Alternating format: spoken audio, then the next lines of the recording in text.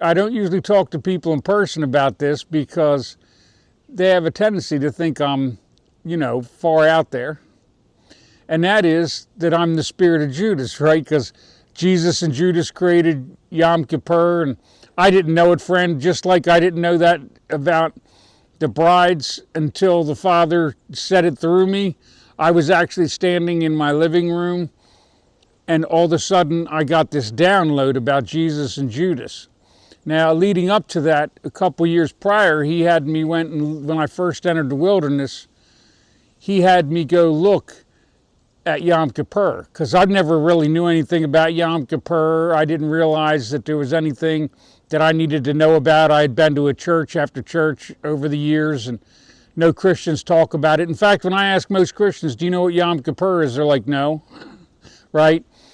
So I was the same way, but I read Jesus over and over and over because the Holy Spirit told me to, and I just kept reading and read over and over and over when I entered this wilderness. And then he went, and all of a sudden I got this download, and all of a sudden I knew this information that I never had before. Even though I've saw it, it was spread out throughout the Gospels. So if you go look, Jesus took his bread, which was his body, and he sopped it in his blood, which was his wine, and he handed it to Judas. And when he handed it to Judas, it said Satan entered into him because he wasn't there to begin with. And Judas said, not me, Lord. And he said, go do what you must do. He cast him from the lot. He cast him into the wilderness. So Judas is your wilderness goat.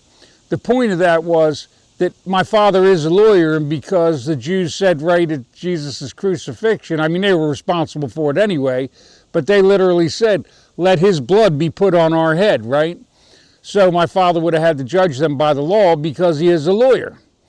And so until Christ, you accept him, you're still under the law for those that, for the Jews. So they would have had to been judged by the law, and my father would have had to kill them all off, and then there would have went the Sanhedrin, the law, all that, right? So Jesus took and put all the blame for his death on Judas and cast him into the wilderness, just like the wilderness goat. Jesus was the altar goat.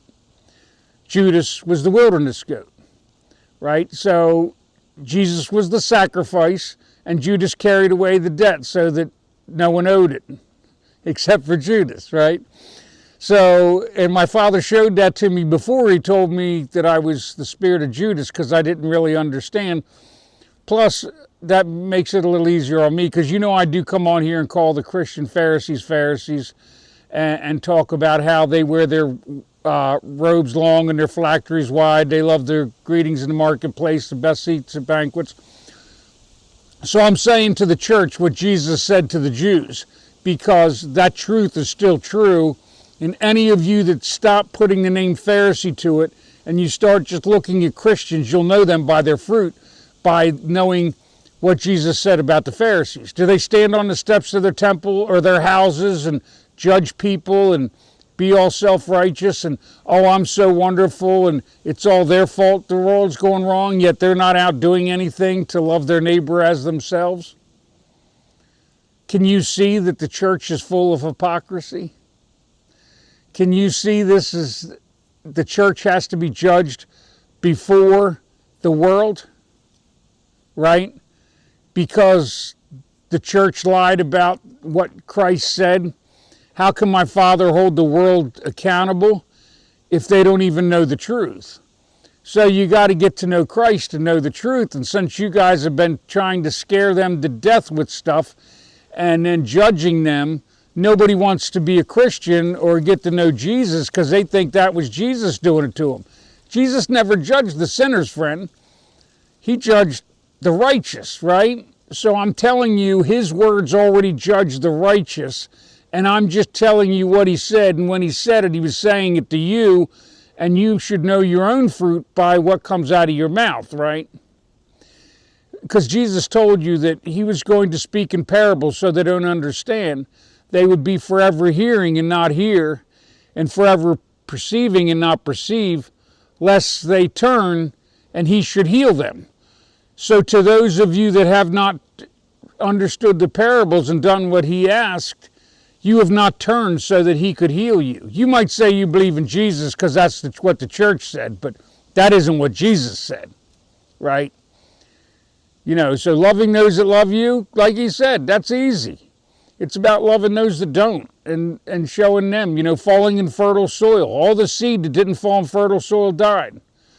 He said if you're fruitful, that he'd prune you and make you even more fruitful. But at the end of the age, the unfruitful limbs, the dead limbs, he's going to gather up and throw into the furnace.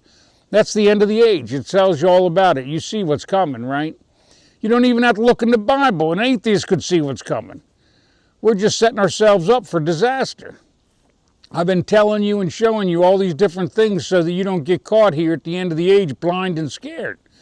Now's the time to seek the kingdom while you still have the opportunity to.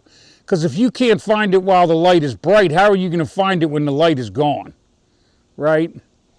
So this is about getting in relationship with my Father right now so you can go get some oil in your lamp. And that's what I'm always telling you. This is never about me. Even though I tell you I'm the spirit of Judas, Judas did not know what he was doing. Christ did it to him so that he could be cast into the end. But I have told you why it is that Jesus is actually their Passover lamb, right? Because Barabbas was in jail for killing in an uprising, and there were more troops entering into Israel. So the vine of Rome was going to cut off the dead branch of Israel for their rebellion and not paying their taxes and all that, as you know. And if you go look in history, you'll see that 3 tribes were actually wiped off the face of the earth. So you can just know that they would have done it to Israel. Israel was nothing special to them, friend. They were just a tax-paying group of people that they conquered. That's it. They had no meaning except what they gave to Rome, right? I hope you understand that.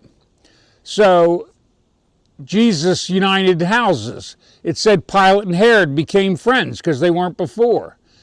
And then the Jews in the crowd and the Pharisees all said, we have no king but Caesar. So they recommitted to Caesar being their king, which let Pilate let him off the hook. Now, I can't prove this to you, but you can go see that all this stuff is in the Bible that makes it clear that what I'm saying isn't far-fetched, because it's all there, right?